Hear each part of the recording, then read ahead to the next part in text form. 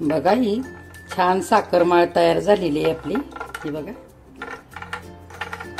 नमस्कार, प्रेमिलाच रेसिपी मध्ये तुमचं सर्वांचं खूप खूप खूप स्वागत। तर आज आपल्याला गुढीसाठी साखरेची माळ किंवा साखरेची घाटी करायची आहे। तर सर्वप्रथम तुम्हाला गुढीपाडव्याच्या आणि नवीन मराठी वर्षाच्या माझ्याकडून आणि माझ्या सर्व परिवाराकडून शुभेच्छा।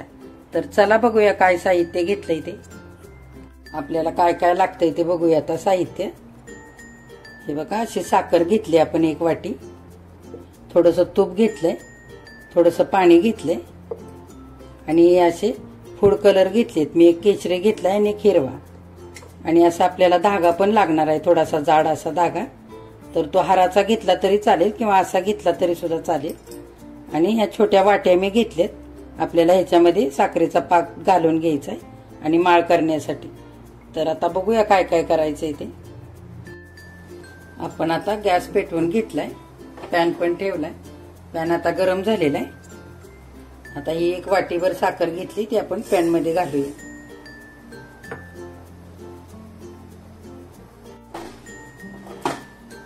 आणि आता आपण साखर बुडेल इतकं पाणी घालून घ्यायचं। आपल्याला छान आता गोळीबंद पाक तयार करायचा आहे। आता व्यवस्थित हलवून घेऊया असं। तोपर्यंत आता आपण धागा आपल्याला लावून घ्यायचा आहे वाट्यांना, तो आपण लावूया। बघा, आपण आता ही साखर माळ बनवण्यासाठी या वाट्या घेतलेल्या, त्याला आपण थोडं थोडं तूप लावायचं, म्हणजे अलगद साखर माळ निघते। थोडंसंच लावायचं, सगळ्या वाट्यांना लावून घेऊ आपण। आता आपण हा धागा स्वच्छ धुवून घेतलाय। आता ह्या आपण वाट्यांवरती असं लावून घ्यायचंय।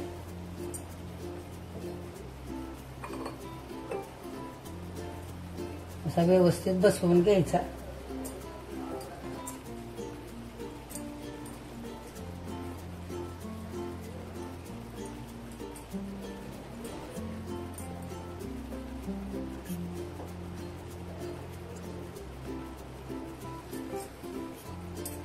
बघा, सगळ्या वाट्यांवरती व्यवस्थित धागा लावून घेतलाय।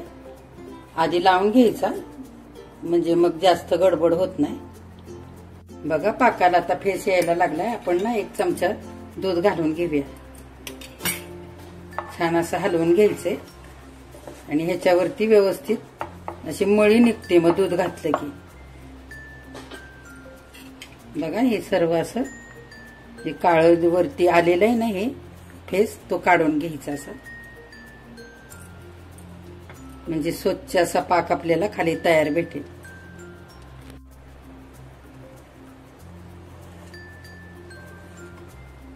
हे बघा, हे असं पाकाच्या वरती असं काळं मळी निघले, ती अशी काढून घेतली।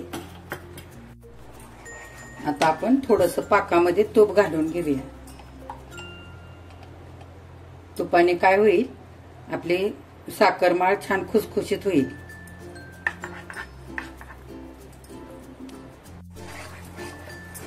आपण आता चेक करूया पाक आलाय की नाही ते। असं पाणी घेतलंय वाटीमध्ये आणि असा पाक टाकून घ्यायचा। त्याची गोळी होते का बघायची। हे बघा, त्याची गोळी तयार होते। आता पाक झालेला आहे आपला। आपण कलर टाकून घेऊया।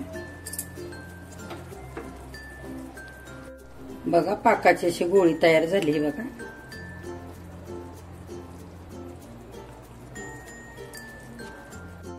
आता आपण हा केशरी कलर टाकून घेऊया। हे लिक्विड मध्ये पण मिळतात कलर आणि असे पावडरचे पण कलर असतात। कलर बघा छान पाकामध्ये एकजीव झालाय। आता आपण हे वाटीमध्ये थोडं थोडं करून घालायचंय। आता आपण हे मिश्रण थोडं थोडं करून वाटीमध्ये पटकन घालून घ्यायचंय। हे बघा, छोटा चमचा घ्यायचा, चमच्याने घालायचं, म्हणजे एकसारखं टाकता येतं। पटापट घालायचंय हे।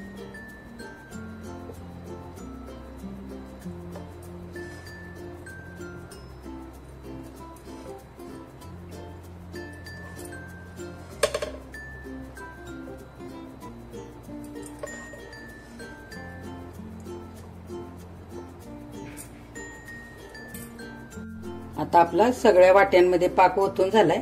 आता आपण हे 1 तासांसाठी असंच ठेवणार आहे आणि आपण 1 तासानंतर बघूया. बघा आता आणखी एक आपल्याला साखरमाळ करायचे. त्याच्यासाठी मी हे असं आप्पे पात्र घेतलंय. त्याला पण मी तूप लावले आणि धागा स्वच्छ धुवून असा लावून घेतलाय. तर चला आपण हे पण करून घेऊया. आता आणखी एक साखरमाळ. आपण हा आता बघा पाक मगाच्या सारखाच करून घेतलाय आणि ह्याच्यामध्ये हिरवा कलर घातलाय. आपण बघूया आता हा पाक आलाय का. त्याच्यासाठी आपण असं वाटीमध्ये पाणी घेतलंय, टाकून बघूया. अशी गोळी व्हायला हवी. 1-2 मिनिटं लागतील आणखी. छान अशी घट्टच व्हायला हवी. आणखी एकदा बघूया पाक आलाय का ते. हे बघा पाणी घेतले आपण वाटीमध्ये, टाकून घेऊ याच्यामध्ये पाक. हे बघा गोळी छान तयार होते.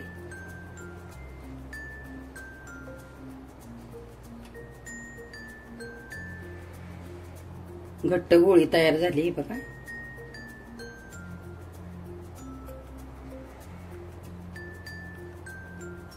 आता आपण त्या आप्पे पात्रामध्ये पाक घालून घेऊया.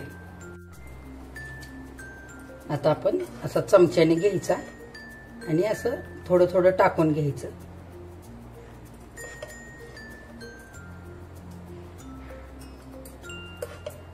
असं छोट्या चमच्यानेच टाकायचं म्हणजे एकसारखं टाकलं जातं.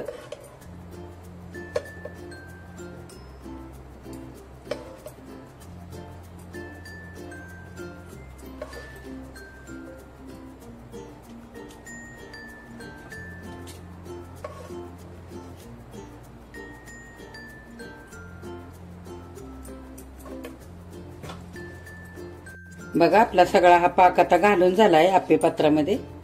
तर आता ह्याला सुद्धा थंड होण्यासाठी 1 तासभर आपल्याला ठेवायचं आणि आता आपण 1 तासानंतर बघूया. आता 1 तास झालेला आहे आणि हे व्यवस्थित थंड सुद्धा झाले. तर आता आपण बघूया. आणि हे काढताना ना सुरीने काढायचं असं, नाहीतर एखाद्या चमच्याने बारक्या अलगद निघते. हे बघा असं. आणि धाग्या सट्टा ओढलं तर धागा तुटून येण्याची शक्यता असते. बघा लगेच निघते. हे बघा असंच सगळं मोकळं करून घ्यायचंय. हे बघा आता ह्या बाजूच्या पण वाट्यातलं आपण सर्व आता मोकळं करून घेऊया.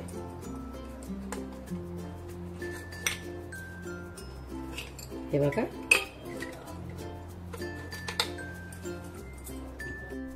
बघा हे सर्व आपण मोकळं करून घेतलेलं आहे.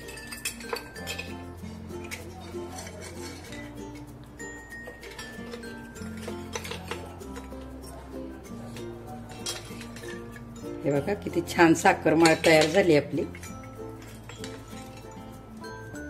आपण इथे कुंकवाच्या करंड्याचं पण हे एक साच्याचा हे झाकणाचा वापर करून केलंय. हे बघा की इथे पण किती छान डिझाईन तयार झाली. आता मी तुम्हाला दाखवते व्यवस्थित. हे बघा आणि हे पण आपण काढून घेऊया आप्पे पात्राचं. ह्याला पण असं अलगद सुरीने थोडस. हे बघा लगेच निघतंय. हे थंड झालंय आता.